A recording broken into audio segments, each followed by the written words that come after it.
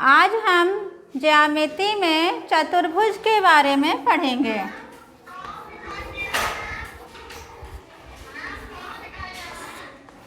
आज हम सबसे पहले जानेंगे कि ये ज्यामिति क्या होता है और क्षेत्रमिति क्या होता है। कई बच्चों ने हमसे प्रश्न किया कि मैम ज्यामिति में और क्षेत्रमिति में क्या अंतर है।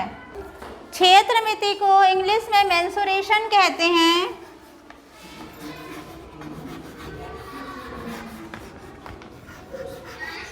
ज्यामिति में आप पढ़ते हैं कोणों के बारे में।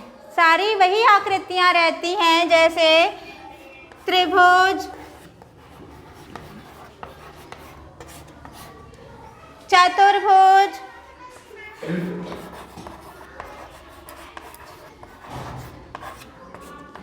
तथा वृत्त।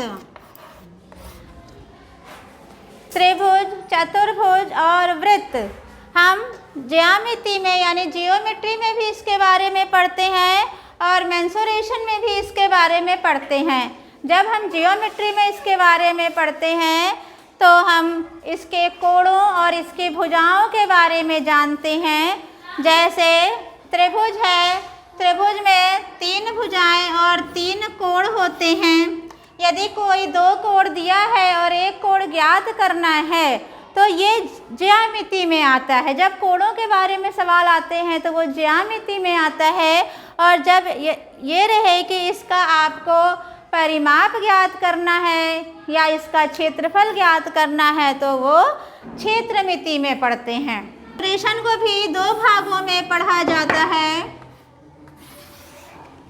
एक तो 2D आकृतियाँ होती हैं, तो ये त्रिभुज, चतुर्भुज, वृत्त ये सब 2D आकृतियाँ होती हैं। इसमें केवल लंबाई और चौड़ाई होता है। दूसरी जो आकृतियाँ होती हैं 3D वाली, 3D आकृतियों में जिसमें लंबाई, चौड़ाई और ऊंचाई तीनों होती हैं उसको 3D आकृति कहते हैं। उसमें घन, घनाभ,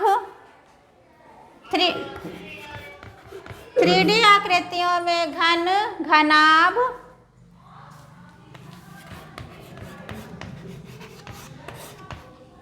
गोला, प्रिज्म, शंकु और बेलन। गोला,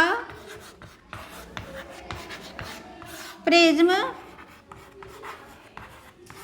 शंकु और बेलन, ये सब हम 3D आकृतियों में पढ़ते हैं। त्रिभुज के बारे में हम इसके पहले पढ़ चुके हैं।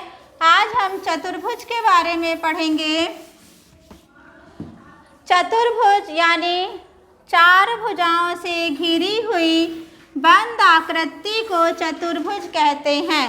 चतुर्भुज के बहुत सारे उदाहरण आप अपने रोज की ज़िंदगी में देखते हैं। जैसे आपका श्यामपट्ट है, दरवाजे हैं, खिड़कियां हैं, आपकी किताब है, तो ये सब चतुर्भुज आकृतियों में आते हैं। चतुर्भुज आकृति में 4 भुजाएं होती हैं। ये देखिए 1, 2, 3, 4 भुजाएं होती हैं।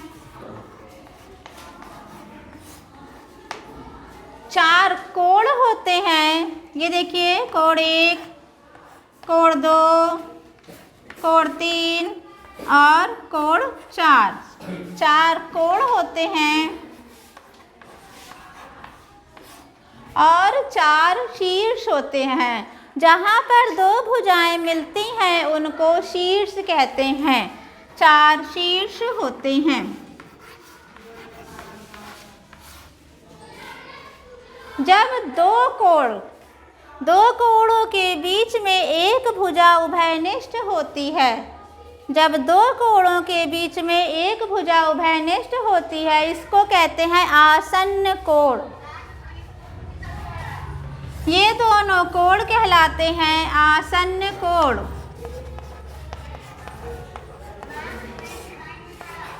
जो 2 कोण आसपास में होते हैं इनको कहते हैं आसन्न कोण।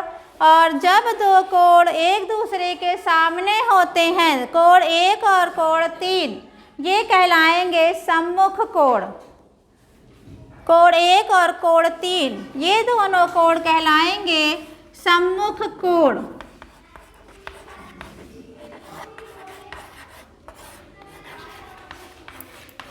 सम्मुख कोण आते हैं, जब दो कोनों को मिलाते हैं तो इस रेखा को कहते हैं विकर्ण। दो कोनों को मिलाने वाली रेखा को कहते हैं विकर्ण। तो एक चतुर्भुज में दो विकर्ण होते हैं। एक चतुर्भुज में दो विकर्ण होते हैं। ये तो हो गया कि जो प्रत्येक चतुर्भुज में होते ही हैं। अब हम जानेंगे कि चतुर्भुज कितने प्रकार के होते हैं और उनके कौन कौन से शेप होते हैं। पहला चतुर्भुज है आयत। पहला चतुर्भुज है आयत। ऐसा चतुर्भुज जिसमें आमने सामने की भुजाएं समांतर होती हैं। समांतर का क्या मतलब होता है? समांतर का मतलब कि उन भुजाओं को हम चाहे जितना बढ़ा दें। ये देखिए, आमने सामने की दो भुजाएं बराबर होती हैं। जैसे आप अपना श्यामपट्ट भी देखते होंगे तो इसमें ऊपर और नीचे दोनों की भुजाएं बराबर होती हैं। ये दोनों भुजाएं बराबर भी होंगी और समांतर भी होंगी। समांतर का मतलब होता है कि इन लाइनों को हम चाहे जितना बढ़ा दें, ये कभी एक दूसरे को नहीं काट सकती हैं। एक दूसरे को नहीं काटेंगी। जब टेढ़ी होंगी तो इनको बढ़ाएंगे तो ये एक दूसरे को काट देंगी, लेकिन समांतर लाइनें चाहे जितना हम इनको बढ़ाएं, ये कभी भी एक दूसरे को नहीं काटती हैं। तो आयत की भुजाएं बराबर भी होती हैं और समांतर भी होती हैं। आयत में चार कोण होते हैं, चार शीर्ष होते हैं, चार भुजाएं होती हैं, ये आपको पता है। आपको ज्ञात करने के लिए आ सकता है कि किसी आयत के दो कोण दिए रहेंगे और दो कोण पूछ सकता है, या कोई तीन कोण दिए रहेंगे और चौथा कोण पूछा जा सकता है कि वो कितने अंश का होगा। चतुर्भुज के चारों कोणों का योग 360 डिग्री होता है। चतुर्भुज के चारों कोणों का योग 360 डिग्री होता है। जब ऐसा प्रश्न आ जाए कि आपको कोई तीन कोण दिया हो और एक कोण बताना हो, तो आप उन तीनों कोणों को जोड़ करके 360 में से घटा देंगे और इस तरह से आप चौथे कोण का मान ज्ञात कर पाएंगे। चतुर्भुज के दो कोण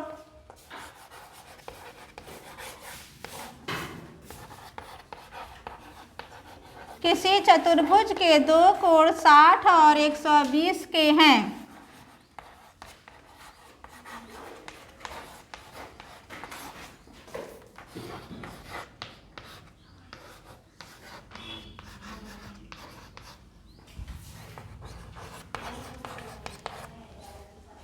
शेष प्रत्येक कोण समान है। दो कोणों का मान दिया है और दो कोण कह रहा है कि समान है। ये नहीं बताया है कि कितने अंश के हैं।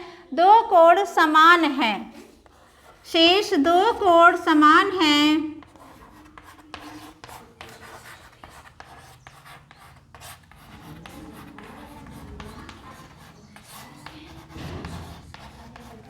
प्रत्येक कोण का मान बताना है। प्रत्येक कोण यानी आपको चारों कोण का मान बताना है। दो तो पहले से ही बता रखा है। प्रत्येक कोण का मान बताएं। आपके चार ऑप्शन दिए रहेंगे एग्जाम में। चार ऑप्शन दिए रहेंगे तो उसमें चारों कोण दिए रहेंगे, आप मिला लेंगे। दो कोण का मान दिया है। ये देखिए, एक चतुर्भुज है, दो कोण मान लीजिए दिया है। एक कह रहा है 120 का है और एक कह रहा है 60 का है। दो कोण हमको नहीं पता है तो हम मान लेंगे x। चूँकि दोनों कोण बराबर हैं तो जब इसको x मानेंगे तो दूसरे वाले को भी x ही मान लेंगे। तो इसको हम करेंगे 60 plus 120 plus x plus x बराबर 360 अंश। चतुर्भुज के चारों कोणों का योग 360 होता है। तो आपके प्रश्न में जो भी नाप दिया हो आप उसको लिख लेंगे। और चूंकि ये दोनों कोण बराबर हैं, है ना, तो दोनों को हमने x ही माना है और ये हो गया 360 अंश का।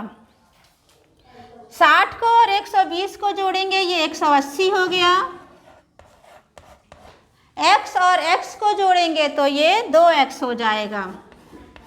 ये बराबर हो गया 360 अंश। 180 इस तरफ प्लस में है, दूसरी तरफ जाएगा तो वो माइनस में बदल जाएगा, यानी 2x बराबर हो गया 360 माइनस 180। 360 में से 180 घटा देंगे, कितना बचेगा? 180। तो x बराबर 2 इधर गुणे में है, दूसरी तरफ 2 भाग में बन जाएगा, तो 180/2 हो जाएगा, यानी कि 90। इस तरीके से आप किसी भी कोण में यदि 2 कोण का मान दिया रहे, 3 कोण का मान दिया रहे, तो आप चौथे कोण का मान ज्ञात कर लेंगे। चतुर्भुज से प्रश्न आते हैं परिमाप निकालने के और क्षेत्रफल निकालने के, वो हम क्षेत्रमिति में पढ़ेंगे। परिमाप बता दे रहे हैं। परिमाप का मतलब होता है चारों भुजाओं का योग। जैसे ये बोर्ड है, इस पे ये बीडिंग लगाना है, पूछा जा रहा है कि ये बीडिंग लगाना है, ये बीडिंग कितने मीटर की लगेगी, तब आपको परिमाप ज्ञात करना होगा। परिमाप ज्ञात करने के लिए चारों भुजाओं को जोड़ देंगे, चाहे वो आयत हो, चाहे वो वर्ग हो, चाहे वो त्रिभुज में हो, चाहे आपका वृत्त हो, उसकी पूरी परिमाप, परि मतलब किनारे, है ना, किनारों को जब जोड़ देंगे तो आपका परिमाप ज्ञात हो जाएगा। और जब क्षेत्रफल पूछा जाए तो लंबाई गुणे चौड़ाई, लंबाई गुणे चौड़ाई कर देंगे तो वो क्षेत्रफल हो जाएगा। ये हम क्षेत्रमिति में पढ़ते हैं, और जब कोणों के बारे में पढ़ रहे हैं तो ये ज्यामिति में पढ़ रहे हैं।